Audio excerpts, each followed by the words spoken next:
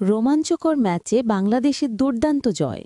মিরপুর শেরেবাংলা স্টেডিয়ামে আফগানিস্তানকে ২ উইকেটে হারিয়ে সিরিজ নিশ্চিত করেছে টাইগাররা। টস হেরে আগে ব্যাট করতে নামে আফগানিস্তান। শুরু থেকেই বাংলাদেশের বোলাররা শৃঙ্খলাপূর্ণ বোলিং করে প্রতিপক্ষকে চাপে রাখে। ওপেনার রহমানুল্লাহ গুরবাজ খেলেন ৩০ রানের ইনিংস। ইব্রাহিম জাদরান সর্বোচ্চ ৩৮ রান করেন। নাজিবুল্লাহ জাদরানও ২৫ রানে কিছুটা প্রতিরোধ করেন, কিন্তু নিয়মিত বিরতিতে উইকেট হারাতে থাকে আফগানরা। নাসুম আহমেদ ও রিশাদ হোসেন নেন ২টি করে উইকেট, আর শরীফুল নেন ১টি। শেষ পর্যন্ত ২০ ওভারে আফগানিস্তানের সংগ্রহ দাঁড়ায় ১৪৭/৫। ১৪৮ রানের লক্ষ্য তাড়া করতে নেমে শুরুটা একেবারেই ভালো হয়নি বাংলাদেশের। ২ ওপেনার তানজিদ তামিম ও পারভেজ ইমন ফেরেন মাত্র ২ রান করে। সাইফ হাসান কিছুটা চেষ্টা করলেও করতে পারেন কেবল ১৮ রান। মাত্র ২৪ রানে ৩ উইকেট হারিয়ে চাপে পড়ে টাইগাররা।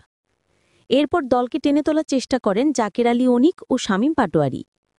শামীম করেন ৩৩ রান, আর জাকের খেলেন দায়িত্বশীল ৩২ রানের ইনিংস। তবে তাদের বিদায়ের পর আবারও বিপদে পড়ে বাংলাদেশ। ১০৫ রানে ৫ উইকেট হারানোয় ম্যাচ তখন হাতছাড়া হওয়ার মতো অবস্থা। সবচেয়ে কঠিন সময়ে হাল ধরেন নুরুল হাসান সোহান। মাত্র ২১ বলে ৩১ রান করে দলকে ম্যাচে ফেরান তিনি। একের পর এক বাউন্ডারি মেরে আফগানদের বোলিং আক্রমণ ভেঙে দেন। শেষ দিকে সঙ্গী হন শরীফুল ইসলাম। তার শান্ত ব্যাটিং আর সোহানের জুটি ম্যাচটাকে শেষ মুহূর্ত পর্যন্ত রোমাঞ্চকর করে তোলে। অবশেষে শরীফুলের ব্যাট থেকে আসে জয়সূচক বাউন্ডারি। ১৯.১ ওভারে ১৪৯ রান তুলে বাংলাদেশ জয় নিশ্চিত করে। আফগানিস্তানের হয়ে আজমাতুল্লাহ ওমরিদ ছিলেন সবচেয়ে সফল বোলার। তিনি একাই নিয়েছেন ৪ উইকেট, তবে সতীর্থদের সহযোগিতা না পাওয়ায় দলকে জিততে পারেননি। এই জয়ের ফলে বাংলাদেশ ২-০ ব্যবধানে সিরিজ জিতে নিয়েছে। এখন শেষ ম্যাচ শুধু আনুষ্ঠানিকতা, তবে মর্যাদার লড়াই হিসেবে নামবে দুই দল।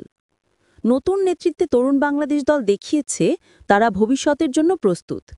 বিশেষ করে নুরুল হাসান সোহান, শরীফুল ইসলাম ও নাসুম আহমেদের পারফরমেন্স আশার আলো দেখাচ্ছে। মিরপুরের গ্যালারিতে শেষ মুহূর্ত পর্যন্ত দর্শকরা উপভোগ করেছেন ম্যাচের উত্তেজনা। শেষ শটের পর সারা মাঠে আনন্দ উল্লাস ছড়িয়ে পড়ে, আর সামাজিক যোগাযোগ মাধ্যম ভরে যায় বাংলাদেশ দলের প্রশংসায়। এ জয় শুধু একটি ম্যাচ নয়, এটা বাংলাদেশের আত্মবিশ্বাসের নতুন গল্প।